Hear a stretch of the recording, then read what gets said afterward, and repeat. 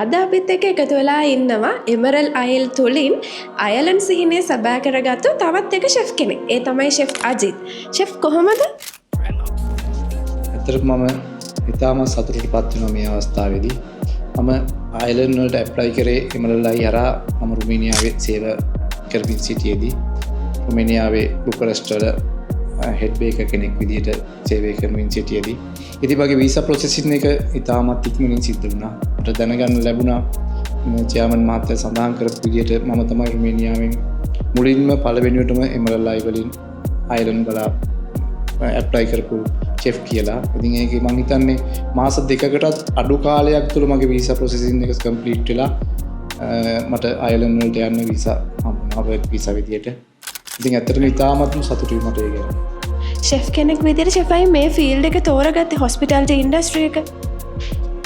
මම දැනට මේ ෆීල්ඩ් එකට ඇවිල්ලා අවුරුදු 17ක් වුණා.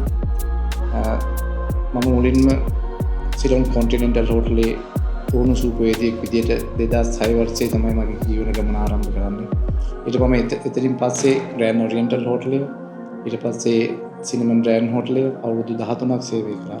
මට අවස්ථාවක් හම්බුණා. මට ඇත්තටම මගේ ඩ්‍රීම් එකක් තිබුණා මේ යුරෝප් කන්ට්‍රි එකට යන්න ඕන කියලා.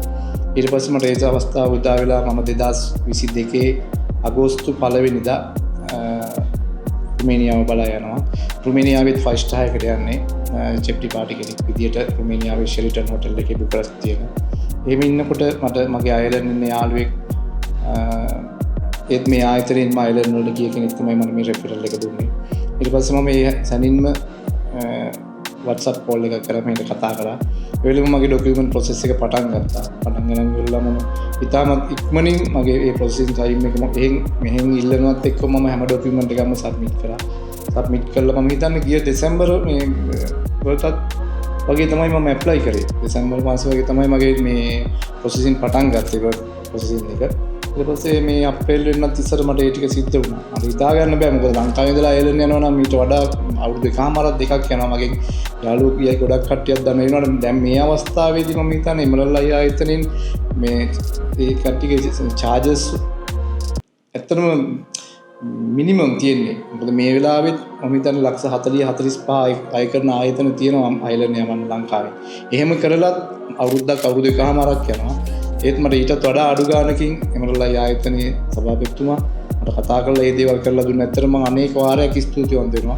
මගේ ඉදිරි අනාගත සැලසුමුත් මගේ යාළුවන්ටත් මගේ ෆැමිලි එකත් මේ ආයතනය හරහා තමයි මම දන්න මගේ චෙප්ලට පවා මම කියලා තියෙන මේ ආයතන හරහා යන්න පුළුවන් කියලා. ඒ කට්ටියවත් දැනුවත් කරනවා. මම අප්‍රමාණ විදිහට ගරු කරනවා, රෙස්පෙක්ට් කරනවා මේ ආයතනයේ. මේ ආයතනයේ කළමනාකාරීත්වයට ඉහළ ඉඳන් පහළ වෙනකම් කළමනාකාරීත්වය ඉතාමත් හොඳයි. හරිම සංවේදී. ඇත්තටම මම සෑහෙන ගරු කරනවා. රෙස්පෙක්ට් always to එමරල් අයි. ෂෙෆ් කලින් සඳහන් කරා රුමේනියාවේ ඉඳලා තමයි මේකට ඇප්ලයි කරේ කියලා. දැන් ලංකාවේ ඉඳලා යනවා නම් ගොඩක් කල් යනවනේ අයර්ලන්ඩ් වලට. ෂෙෆ්ට කොහොමද මේ වෙනස දැනුනේ? රුමේනියාවේ ඉඳලා ඇප්ලයි කරද්දි කොහොමද ප්‍රොසෙස් එක උනේ? ඇත්තටම මම මුලින්ම කියන්න ඕන අපේ එක්ස්පීරියන්ස් ලෙටර් එක සර්විස් ලෙටර්ස් ඒවා අපි හරියට මේන්ටේන් කරන්න. මොකද මගේ සර්විස් ලෙටර් මම 1 by 1 2005 ඉඳලා මම කරපු සේවා ස්ථානවල සර්විස් ලෙටර් මගේ ප්‍රොමෝෂන්ස් ලෙටර් ඒ වගේ දේවල් ඉතාම පිළිවෙලට මම මේ ආයතනයට සබ්මිට් කරා. ඒ වගේම තමයි ඒ රටේ හරි ලේසි ප්‍රොසෙසින්. මොකද පොලිස් රිපෝට් එකක් ගන්න ලංකාවේ සති දෙකක් ඉන්නවා. ඒ විනාඩි 5ක්වත් යන්නේ නැහැ. මොකද අපේ ඒ රජයෙන් නිකුත් කරලා තියෙන ඒ රටේ ගවර්න්මන්ට් වලින් ඉෂුව කරලා තියෙන ID එක දීපු ගම අපිට ඒ රටෙන් මේ දේවල් කරන්න පුළුවන්. ඊට පස්සේ මම හිතන්නේ ඒ රටෙන් වෙන්න තියෙන හැම දෙයක්ම ඉතාමත් ඉක්මනින් මට කරගන්න පුළුවන්. يعني දවසක් වගේ කාලයක් තමයි මට මේ හැම දෙයකම ඒ වගේම ඉහි තියෙන මේ අයර්ලන්ඩ් එම්බසි එක. මේ එම්බසි එක ඇත්තටම කියනවා නම් හරි සරලයි. එම්බසි එකේ මැඩම් හරි හොඳයි. මට කියපු ડોකියුමන්ට් මට මේ ඉස්කමිස් කියපු ડોකියුමන්ට් මම හැම එකක්ම ඒ විදිහට අයර්ලන්ඩ් වලින් පොලිස් රිපෝට් ඊට පස්සේ මගේ සැලරි ස්ටේට්මන්ට් ඒ දේවල් ඔක්කොම ඉංග්‍රීසි වලට ට්‍රාන්ස්ලේට් කරලා ඉවරලා මම ඒවා අදාළ විදිහට ක්‍රියාපටිපාටියට අනුගත කරලා මම ડોකියුමන්ට් කරලා ඒ වගේ ඉන්ෂා ඒ හැම දෙයක්ම මට මෙහින් හම්බෙච්ච උපදෙස් අනුව මම කරා. කිසිම දෙයක් මම මෙහින් හම්බෙච්ච උපදෙස් වලට පිටින් දෙයක් කරේ නැහැ. මේ හැම උපදේශයක්ම මම තාමත් ඉක්මනින් ෆියුචර් කන්ට්‍රෝලින් ඉවර කරා. ඒක නිසා තමයි මගේ වැඩ විතර ඉක්මනට ප්‍රොසෙස් වුනේ. ඒ එම්බසි එකත් ඒ වගේමයි. මොකද මට කිව්වේ එම්බසි එකට මම ડોකියුමන්ට් බාර දෙන දවසේ කිව්වා within 4 weeks ඔයාට අපි ඊමේල් එකක් කරන්න කියලා. ඇත්තටම within 4 weeks වලින් මට ඊමේල් එකක් ආවා. මම දන්නේ ඒක මගේ වෙලාව වෙන්නේදී මට ඉතින් මේ හැම දෙයකටම මම අප්‍රමාණව සතුටු වෙන්නේ එමරල්ඩ් ආයතනය. කළමනාකාරීත්වයටම සතුටු වෙනවා. ෂෙෆ් කිව්වා වගේ ෂෙෆ්ගේ ප්‍රොසෙස් එක ගොඩක් ඉක්මනට වෙලා තියෙනවා රුමේනියා වලින් ඇප්ලයි කරද්දි. ෂෙෆ් කොහොමද එමරල්ඩ් ආයිල් එක රෙකමන්ඩ් කරන්නේ තව කෙනෙක්ට අපේ සර්විස් එක ගැන? ඇත්තටම මේ කාලේ විදේශගත වෙනවා කියලා කියන බොහෝ ඒජන්සිස් සමාගම් මුදල් මතම තමයි හැමදේම කරන්නේ. මොකද මම මෙතෙන්ට මුලින්ම ජොයින් වෙද්දී මට කිව්වේ බේසික් මුදලක් තිබුණා. ඒ මුදලට ඇරෙන්න කිසිම 7-5ක් මට විදන්. මොකද ඒ මුදල ඒ විදිහටම මේන්ටේන් කරගෙන ඒ විදිහට මේ දේවල් ඩිවයිඩ් කරලා මට කරගන්න මගේ ડોකියුමන්ට් ප්‍රොසෙස් එකට ඊට පස්සේ මගේ වීසා ඇප්ලයි වේවට ඒ හැමදේම කරේ මේ ආයතනේ. මම ගෙවපු මූලික පොරොන්දු වෙච්ච මුදල විතරයි මේ ආයතනයට ගෙව්වේ. ඉතින් එතනදී දැන් අපි සමහර තැන්වලින් තියෙනවා මොකද මම රුමේනියා යනකොටත් මට මතකයි මගෙන් ඉල්ලුවේ ලක්ෂ 6යි.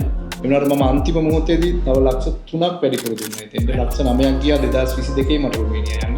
ඒත් මට එමරල්ඩ් ආයතනයේ මගින් 2023 රුමේනියා ගියා හිටියා ලක්ෂ 12ට. 2022 2023 එමරල්ඩ් වලින් මට හම්බ වෙනවා ප්‍රස්ටවලදී එමරල්ඩ් ආයතනයෙන් රුමේනියා ගිය කට්ටිය. ඒනොට දැන් යන්න බෑ රුමේනියාවට ලක්ෂ 22ක් ගන්නවා. මම රුමේනියාවට ගත්ත පුද්ගලයා දැනට රුමේනියාවට වීසා කරන්න ලක්ෂ 22ක් ගන්නවා දැන්. ඒත් එමරල්ඩ් ආයතනයෙන් ඊටත් වඩා අඩු ගන්න. මම හිතන්නේ ලක්ෂ 14 වගේ ඊටත් වඩා අඩු ගානකින් කරන්න පුළුවන්. මොකද අපේ මුදල් හරිම තැන ආයෝජනය කරලා කියලා මට හිතෙනවා. මොකද මෙතන මුදල් වල තියෙන විවිධභාවය ඉතාම හොඳයි. අපි බැංක් එකකට දාලා ස්ටේට්මන්ට් එක අරන් ස්ලිප් එක ගහපු ගමන් මෙහි තියෙනවා ඒ ડોකියුමන්ට් account recordings මේ හැම දෙයක්ම මට හරිම විශ්වාසවන්තයි. මම දන්නේ ලංකාවේ ඇත්තටම මම 2008 ඉඳන් එමරල්ඩ් වලින් රටවල් වලට යන්න try කරා. මට ඒක අවස්ථාව ලැබුණේ නැහැ. මම එදා ඉඳන් මේ ආයතනය ගැන විශ්වාස තියාගෙන හිටියේ. ඒක නිසා මේ ඕනම කෙනෙකුට ලංකාවේ ඉන්න හැබැයි මෙහෙමයි මම මුලින්ම කියනවා එක්ස්පීරියන්ස් තියෙනවා. ආවට ගියාට රට යන්න එපා. මොකද මට ගොඩාක් එක්ස්පීරියන්ස් තියෙනවා.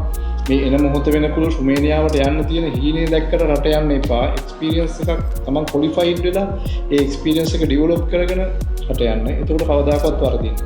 ඒ එක්ස්පීරියන්ස් තියෙන හොඳම මිනිස්සුන්ට ඒ කට්ටියගේ තියෙන එක්ස්පීරියන්ස් වලට හොඳම වටිනාකමක් ගන්න. හොඳම තැන තමයි එමරල්ඩ්. මම මේක නැවත ප්‍රකාශ කරන එමරල්ඩ් එකට මම ඇත්තටම ආදරෙයි. ෂෙෆ් දැන් ගොඩක් වෙලා සතුටෙන් කතා කරා ෂෙෆ්ගේ සිහිනය සැබෑ වුණ ගැන අයර්ලන්ඩ් එකට. ඉතින් ෂෙෆ් අවසාන වශයෙන් ෂෙෆ්ට මොනවද කියන්න තියෙන්නේ මේ සම්බන්ධව? ෂෙෆ්ගේ යුරෝපා සිහිනය සැබෑ වුණ එක ගැන? ඇත්තටම මම අයර්ලන්ඩ් යන්න තමයි රුමේනියාවට ගියේ. මොකද මම දන්නවා අයර්ලන්ඩ් පාස්පෝර්ට් එක ලෝකේ තියෙන පවර්ෆුල්ම පාස්පෝර්ට් එකක් කියලා. ඒකෙන් ලෝකේ තියෙන හැම රටකටම වීසා ඇප්ලයි කරන්න නැතුව අපිට ටිකට් දාගෙන යන්න පුළුවන්.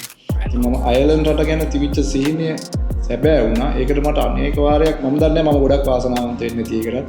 මොකද කොච්චර try කරත් යන්න බැරි මිනිස්සු ඉන්නවා. ඉතින් ඒ මගේ වාසනාවටම හම්බෙච්ච ආයතනය තමයි එමරල්ඩ් කියන්නේ. මේ දෙක එකතු වෙලා තමයි මට මේ ගමන යන්න පුළුවන් වුණේ. මම එමරල්ඩ් ආයතනයේ ගරුත්වයත් මගේ රටේ ගරුත්වයත් එකගෙන අයර්ලන්ඩ් ජීවත් වෙනවා. ඉතින් එමරල්ඩ් ආයිල් වෙනුවෙන් ෂෙෆ්ගේ මේ සැබෑ වුණ යුරෝපා සිහිනයට අපි ගොඩක් සුබ පතනවා. Have a safe flight. Thank you so much.